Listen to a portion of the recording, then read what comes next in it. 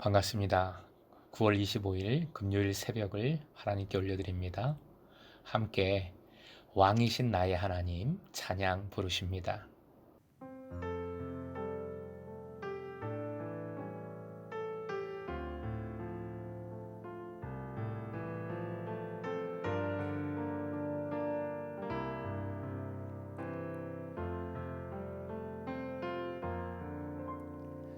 왕이신 나의 하나님, 내가 주를 높이고 영원히 주의 이름을 성축하리이다.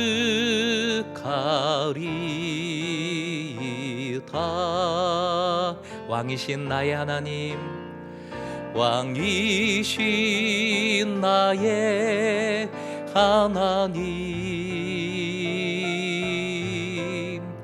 내가 주를 높이고 영원히 주의 이름을 성축하리이다.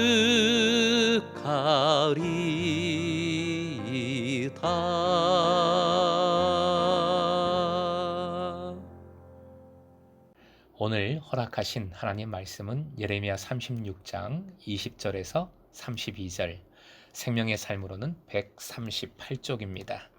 함께 주신 말씀을 읽겠습니다. 시작.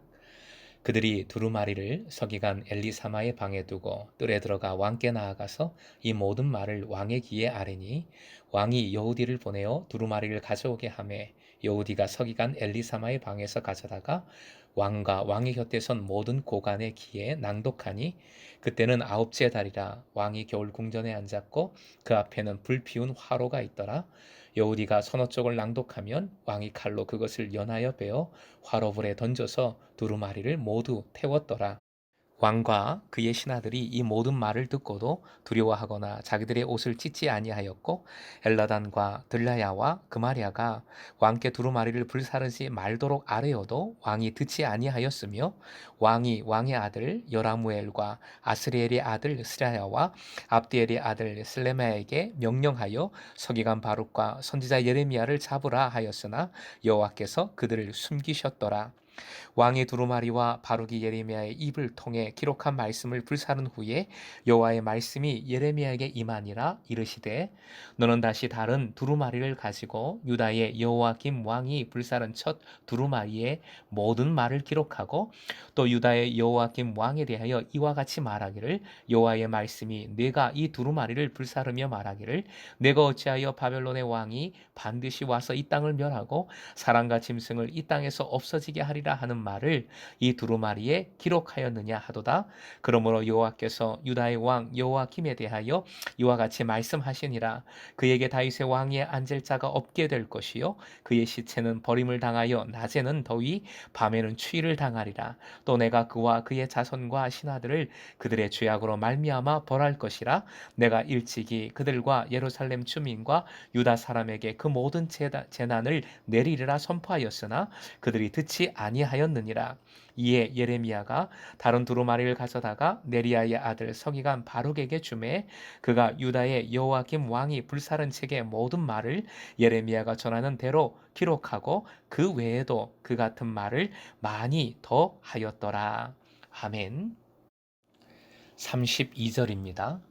이에 예레미야가 다른 두루마리를 가져다가 네리야의 아들 서기관 바룩에게 주매, 그가 유다의 여호와김 왕이 불사른 책의 모든 말을 예레미야가 전하는 대로 기록하고 그 외에도 그 같은 말을 많이 더 하였더라.